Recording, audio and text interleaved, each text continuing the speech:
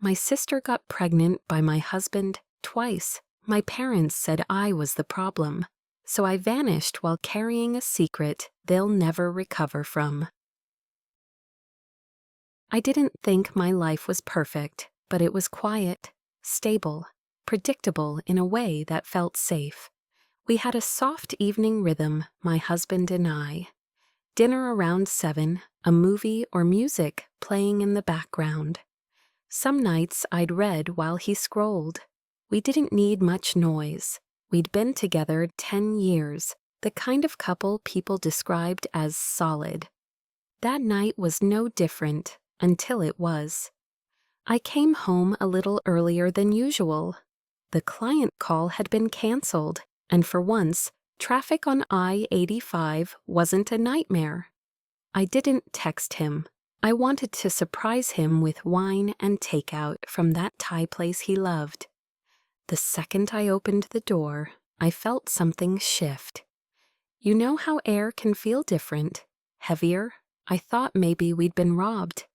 I even paused at the threshold, listening. Nothing, no footsteps, no sound from the TV. Just the slight hum of the fridge and, was that laughter? I stepped into the living room, and there they were, on the couch, laughing, close. Her head leaned against his shoulder, his hand resting gently on her knee. I froze, not because I didn't recognize her, God no.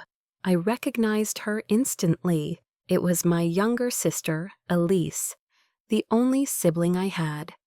The one I used to braid hair for in middle school. The one I once punched a boy for when he called her names in the 8th grade. And now here she was, cupped inside my husband's body, like she'd always belonged there.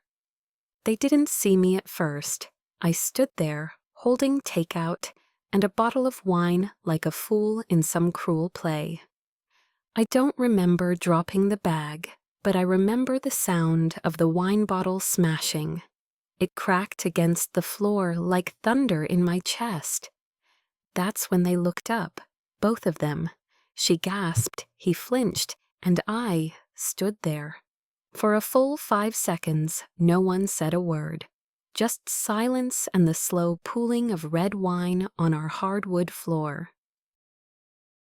My name is Rachel. I was 34 that year, 10 years married, no children, though we'd been trying. My husband, I'll call him Mark, always said we had time, that we should enjoy life first. I found out later that Elise had been pregnant by him, twice. Once she miscarried, once she terminated. She told me herself in a letter she sent 3 days after I kicked them both out of the house. Yes, I left. Not them, they stayed, like parasites nested into the bones of my life. I packed a bag that night and drove until my eyes burned.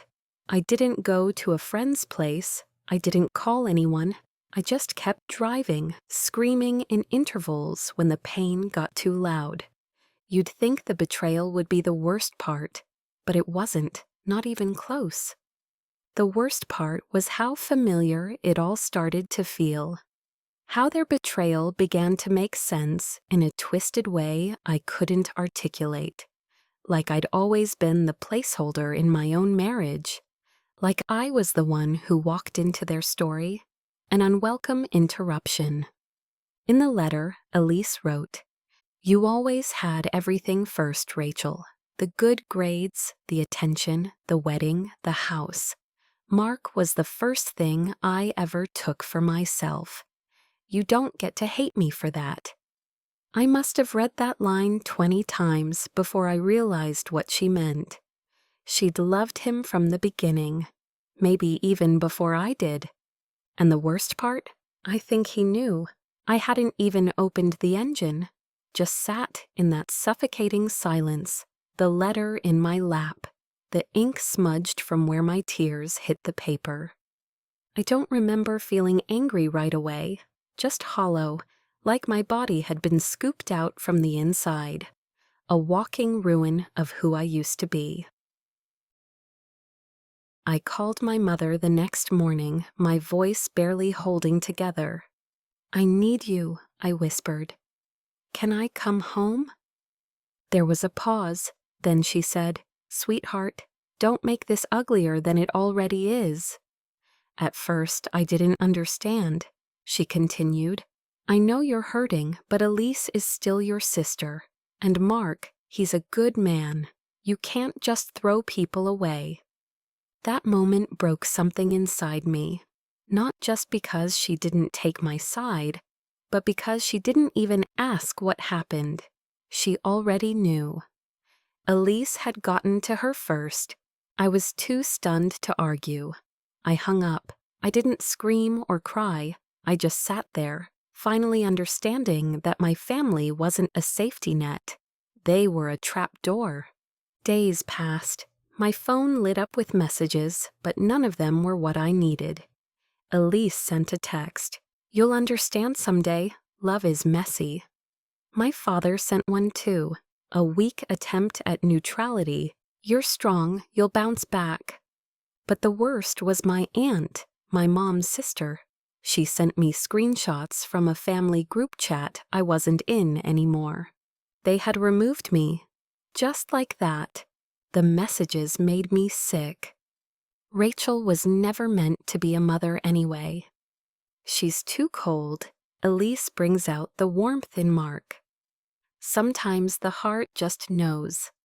I stared at my phone, shaking. I'd been erased from my own bloodline. That weekend, I went back to our house, my house. The locks had been changed.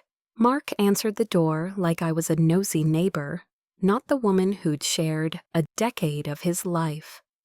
"Rachel, you shouldn't just show up like this," he said, adjusting his shirt. I didn't even try to hide the pain. This was our home. He had the nerve to look pitying. It's not healthy to hold on to the past. Behind him, I saw Elise walk into the hallway. She was wearing my robe. I laughed, a sharp, bitter sound I didn't recognize. I turned and walked away. I didn't look back. That night, something shifted in me. I stopped grieving and started planning. At first, it wasn't revenge. It was survival. I checked into a short-term rental and used the last of my PTO to vanish from the world. I ate in silence. I slept in bursts. I didn't speak to anyone. And yet, something gnawed at me. I kept thinking, they took everything and everyone acted like I deserved it. So I decided to take something back. It started small. I reactivated an old burner email and messaged a few mutual friends. Ones I knew were loyal to me, even if they were quiet about it. One of them, Carla, was a tech-savvy admin who used to work under Mark before she quit due to management issues. She sent me a drive. Inside were chat logs, screenshots, photos, dates. Turns out Elise wasn't the first. There had been others, clients, assistants, even a college intern he'd mentored. I stared at the screen, shaking. The dates overlapped our wedding anniversary, our fertility appointments, my birthday. He was a serial manipulator, and Elise, God, she thought she was special. I wanted to warn her. I wanted to scream, "You think you won, but you were just next in line." But I didn't, because I realized something darker. She didn't care. They both knew what they were doing. And so, the grief finally gave way to a cold, burning clarity. I wasn't going to scream. I wasn't going to fight. I was going to disappear and let the silence rot them from the inside out. But first, I needed to leave them a seed of doubt, a whisper they'd never quite shake. In the weeks that followed, I became someone else. Not all at once. It was subtle at first, just a numb version of me. No crying, no questions, just stillness. But inside I was unraveling. I kept playing their voices in my head.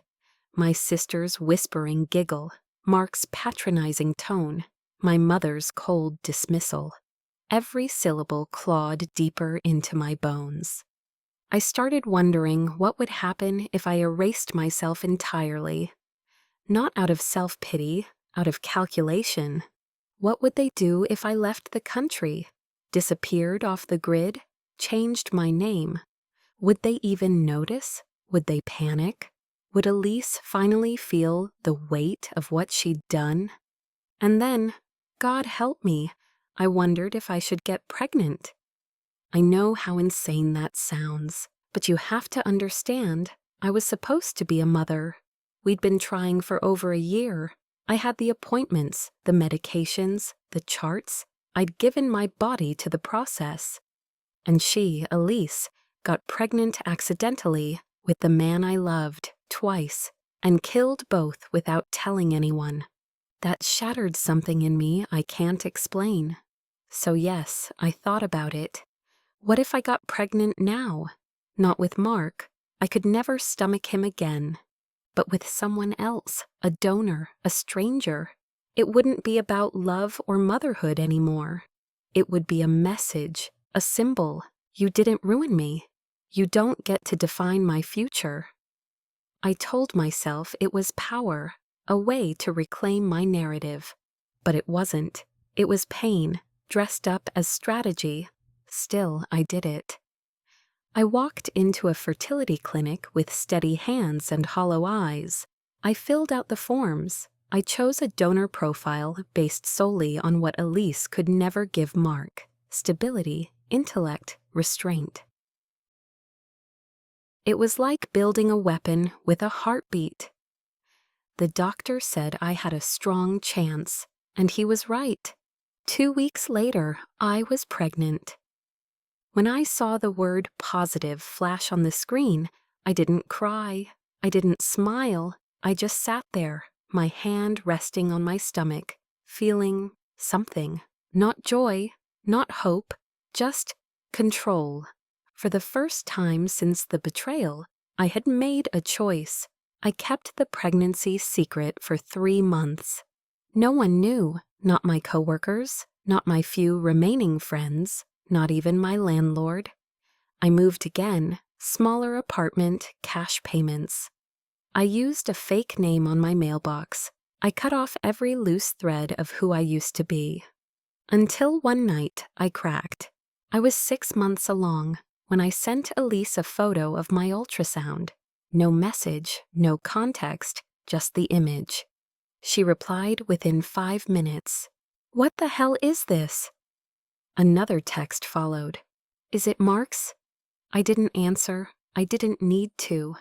The silence was louder than anything I could have said. Within a day, the messages started pouring in. Mark, my mother, even a cousin I hadn't spoken to in years. Elise left voicemails, her voice rising from confusion to rage. "You manipulative bitch. You think this makes you better than me?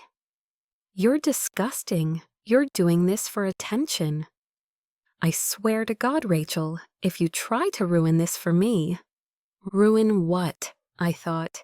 She'd already ruined everything. I was just evening the field. But something shifted after that. The tone turned darker. One night, I came home to find my mailbox ripped open, ultrasound photos torn. Another time, a neighbor said a woman, matching Elise's description, had been asking questions about me. I realized I had become the threat. And it thrilled me. For once, they were the ones losing sleep. But even as I held on to that satisfaction, a creeping fear took root. What was I doing? This child, this life, I'd created it in the ashes of betrayal. What if I was just passing that pain down? I started waking up at 3 a.m., drenched in sweat, heart pounding, dreams where Elise was holding my baby. Dreams where I was back in that living room, watching them laugh. Was I really building a future, or just burning the past on repeat? And then I got a letter. No return address, just my name on the envelope. Inside, one sentence, typed in bold. We'll see how much custody you have when we tell the court what you did. No name, no signature. But I knew it was Elise, or Mark, maybe both. They were gearing up, ready to twist my story, make me look unfit, unstable, vengeful. And for a moment, I almost believed them. But then I remembered they had each other, the family, the house, the lies. All I had was the truth, and I was done hiding it. Not for custody prep, just information. I needed to know what rights I had if this turned into a war. Could they really challenge me? Could they claim I was unfit based on stress, trauma, pregnancy alone? The attorney was calm, clinical. She said my case was unusual, but not unprecedented. You're the biological mother. You're unmarried. Unless there's proof of endangerment or instability, they wouldn't have standing, she told me. Still, I left her office with the echo of one word ringing in my skull. Instability. What was stable about me anymore? I had no family, no permanent home, no partner, no job soon enough. I'd quietly submitted my resignation 2 weeks prior. I hadn't felt safe in a single room in months. Worse, I was emotionally brittle. One loud noise, one wrong word, and I'd snap like glass. And Elise knew that. Mark knew it too. They were counting on it. The next month, everything escalated. Photos of me started appearing on anonymous blogs, grainy pictures taken from across the street, comments underneath them, single, pregnant, unhinged. Wonder if the baby even has a dad. Some women just can't let go. Someone was painting me as the villain, the obsessive ex, the unstable sister, and they were doing it anonymously, but publicly. I couldn't prove it was Elise or Mark, but I didn't need to. I knew their venom too well. And that's when I made my biggest mistake. I responded. I wrote one post, just one, under my real name. I didn't mention Elise or Mark directly, but I laid out the betrayal. The 10 years, the affair, the pregnancies, the family's abandonment, the lies, and I ended it with this line. I didn't lose my mind. I watched the people I loved carve it out of me, piece by piece. It went viral in hours, thousands of shares, comments from strangers, most of them kind, supportive, outraged on my behalf. But it didn't take long for my family to find it. My cousin messaged me first. Take it down, you're embarrassing yourself. Then my mother. So this is who you've become? A spectacle? Elise didn't message me at all. Instead, she wrote her own post, her version of the story. She cast herself as the younger sister, living in the shadow of a bitter, emotionally abusive woman who sabotaged her own marriage and now wants to blame everyone else. She didn't name me, but it was obvious. The comments turned. Suddenly I was vindictive, jealous, trying to weaponize a child. That same week, I started getting strange calls at night. No voice, just breathing. I'd hang up, block the number, but new ones always came. My car tires were slashed in the middle of the night. A neighbor's security camera caught a figure walking by with a hood up, head down. Nothing identifiable. Police filed a report, but said it could be kids. I knew better. This wasn't about revenge anymore. This was a siege. And my body, already exhausted, already swelling and aching with late pregnancy, couldn't keep up. I collapsed in the shower one morning, hit my head, woke up in a hospital bed. The baby was fine. I was not. The nurse looked at me with gentle pity when she said, "You need to be around people who care about you." I almost laughed. There was no one left. Even my oldest friend, the one who'd stood next to me at my wedding, had chosen a neutral stance. She said she loved us both. United States. As if Elise and I were just squabbling sisters. As if Mark was a minor casualty. I left the hospital the next morning without telling anyone. I didn't go home.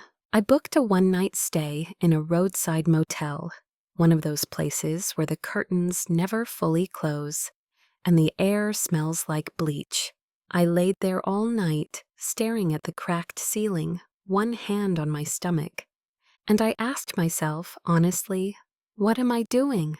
Was I still fighting for justice? Or was I just afraid of being forgotten? Because that's what this all came down to, being erased from my marriage, from my family, from my own future. And somewhere in that motel room, I made a decision. I was done reacting. I was done proving, defending, unraveling. Let them talk. Let them lie. I would become a ghost, not in the weak sense, in the powerful one. I would disappear, rebuild in silence, and let the absence do what screaming never could. I didn't tell anyone where I went, no forwarding address, no updates, no posts. I found a small apartment outside Asheville, quiet, wooded, the kind of place where no one asks questions as long as you pay in cash. The landlord didn't even ask for ID, just looked at my swollen belly and said, "First floor's easier." That was it. No judgment, no recognition, just space. I spent the last month of my pregnancy in near total silence. I walked every morning, slow, heavy, present. I ate whatever I could keep down. I read old novels out loud, as if the baby could understand me. I tried to feel peace, but at night, the silence wasn't calm. It was loud, screaming loud. I replayed everything, the betrayal, the letter, the group chat I wasn't part of, the ultrasound photos ripped apart. The door slammed in my face. I thought I'd feel empowered, standing alone. I didn't. I felt stripped, like they hadn't just taken my marriage. They'd taken my reflection, my history, my belief in my own instincts. I kept thinking, what if this was always who I was? The cold one, the dramatic one, the woman no one believes until it's too late. Sometimes I'd catch my face in the mirror and not recognize it. I looked older, not just tired, but aged by fire.